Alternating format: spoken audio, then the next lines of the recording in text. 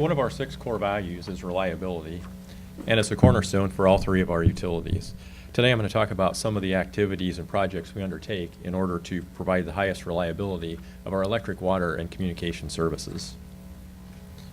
There are many statistics used to measure electric reliability. Today I'm just going to talk about one of them called SAIDI, and we track every outage that our customers experience. If you add up all those outage minutes and then divide them over our entire customer base, you get an average number of minutes of outage that a customer would experience in 1 year. You can see that MPW's numbers are very low, 35 minutes being the highest number of minutes of average outage time over the last 5 years, which is really good. But when you compare us to other public power utilities, Muscatine is in blue, public power utilities are in orange, you can see that we're even better. And when you compare us to investor-owned and cooperative utilities, you can see that Muscatine truly is your reliable neighbor.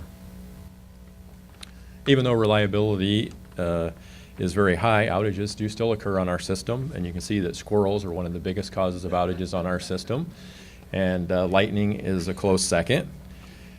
So we do undertake a number of maintenance activities every year in order to try and prevent those outages. And just as an example, the Animal Guard Installation Program, in 2004 we started a program to put up guards to try and prevent squirrel outages. And you can see that back before we started it, here's about when the program went in, we were having an average of over 30 outages a year caused by squirrels, and currently we're down to an average of under 10. So the program's been very effective, and we continue to work on that. We also undertake a number of capital improvement projects to improve our reliability. One such project is a multi-year project to construct a new 161,000 volt transmission line. Currently, we have 2 161,000 volt transmission lines. Both of those route to the south through roughly the same corridor and are vulnerable to weather events like tornadoes. So this new line, which is a joint project with SIPCO, will route to the north, providing route diversity, ultimately connecting with Mid-American Energy in the Quad Cities. Planning for the project is currently underway, with construction estimated to begin sometime late next year, an in-service date of 2021 or early 2022. Once that project's completed, we'll have a lot better operational flexibility and we'll have greater reliability. This allows us to have our generating unit offline for economics or planned maintenance outages, as well as take out any one of the 161 transmission lines for an unplanned or planned maintenance purposes and still maintain the reliable electric service to Muscatine.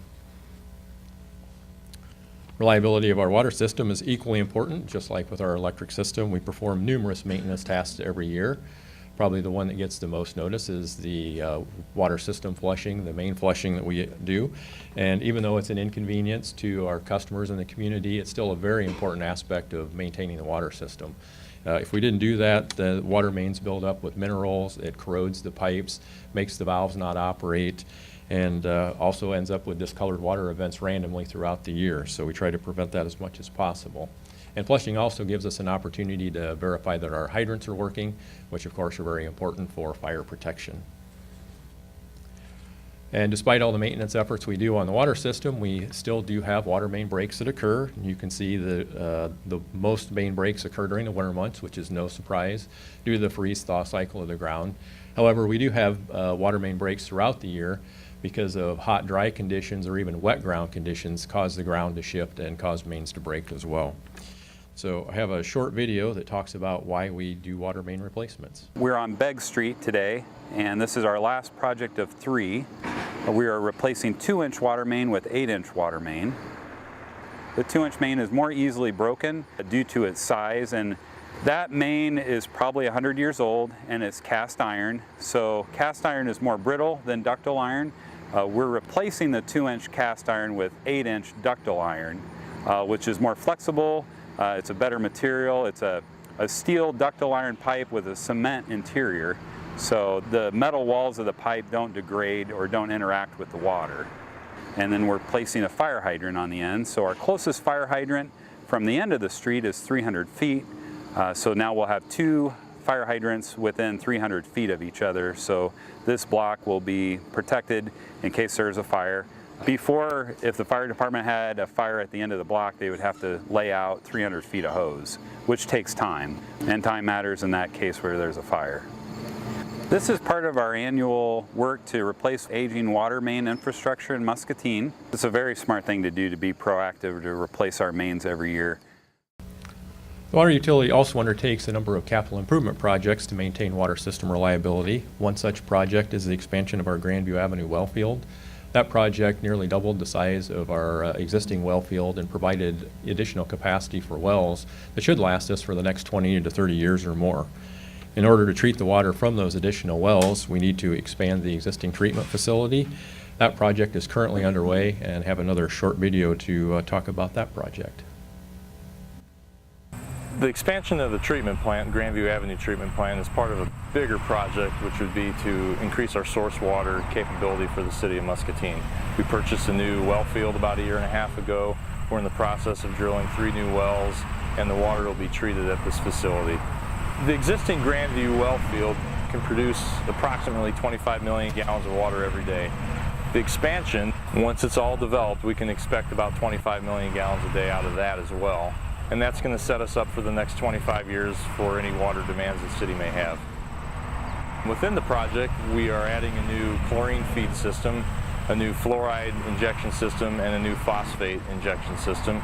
And also it gives us an opportunity to upgrade the control systems that we have in this building. It was built in 1985, so it's time to look at the overall controls, the instrumentation that's available today, and we're going to upgrade the facility also. It's really important in the water industry to have redundancy, and so the systems that we're adding here, the chemical feed equipment, will all provide that backup that will help us continue in the future without an interruption of service. We expect the contractor to wrap up their effort by the end of the year, and our plan is to get this facility in operation first quarter, second quarter of 2019. And last but not least, reliability of our communications utility services are as important as electric and water reliability. Some might argue even more so today. In addition to the routine maintenance activities we do, we've also undertaken some large reliability improvement projects, such as upgrading our core network that provides internet services, as well as adding a third internet service provider path. So we have another route now to Minneapolis in addition to our routes through Des Moines and Chicago. The 2 big projects I'm going to talk about today are the Fiber to the Home project and the structural strengthening of our Network Operations Center. So construction of the Fiber to the Home system started in May of last year, and currently we have over 2,200 residential and 64 commercial customers converted to fiber, or about 22% of our system. However, the project is far behind schedule, as we had anticipated having it completed by the end of this year. The delay on the project's been with our construction contractor, primarily with the underground construction work and the splicing of the fiber. We have just reached agreement with them earlier this week that extends the date of the project to a completion of December of next year. Hopefully sooner than that. The target completion date is September of 2019. Once that project's completed, we expect to have a number of benefits, including higher reliability. The fiber system doesn't have active electronics in the field that are exposed to the elements and are susceptible to failure, as our coax system is today. Expect to have lower operating and maintenance costs. Fiber is state-of-the-art, so despite what you hear about 5G wireless technology, nothing better than having a direct fiber connection to your house, and it's virtually unlimited in the capacity of what it can provide you. And of course, we have upgraded our video service to be more contemporary with additional services and features. And with fiber, we're also now able to offer new phone service. We are now actively installing our business phone customers. So if you have fiber or on the list to get fiber, call today. We can get your phone switched over as well. And enterprise phone, large business phone service is coming soon. So in order to protect the integrity of the communications utility infrastructure and the reliability of all our services, we are putting a protective shell around the Network Operations Center. And that work started in June of this year, is expected to be completed in January, and have a short video that talks about that project.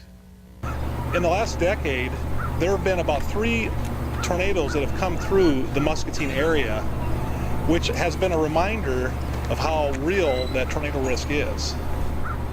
The NOC is our Communication Utilities Network Operating Center. Inside our NOC, there's critical communications equipment racks that serve our internet and cable TV services, among other things. The purpose of this project is to remove that risk and protect it by either concrete walls or placing it underground. And all that had to remain in service during this project. So while we built this tornado-proof structure around it, we had to keep in mind that all those services must stay running to continue to serve the thousands of internet and cable TV customers that MPW has. The first task was to build a concrete masonry wall through our existing office area, and then we come along later and build the other 3 walls and to complete the structure with precast concrete panels. Our Zone B work scope includes building concrete walls around our existing power transformer for our whole AO building, along with some critical air conditioning equipment for our AO building.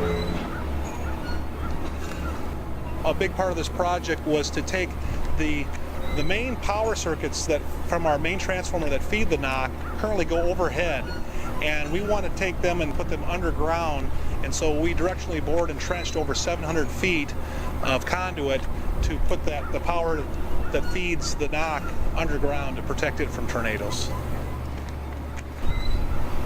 This structure is designed to be able to withstand up to 250 mile-per-hour winds. Enhancing our reliability and increasing and improving our dependability is a big part of this project. And by removing the risk and removing the chance of a long outage because of the damage caused by a tornado is the main reason for this project.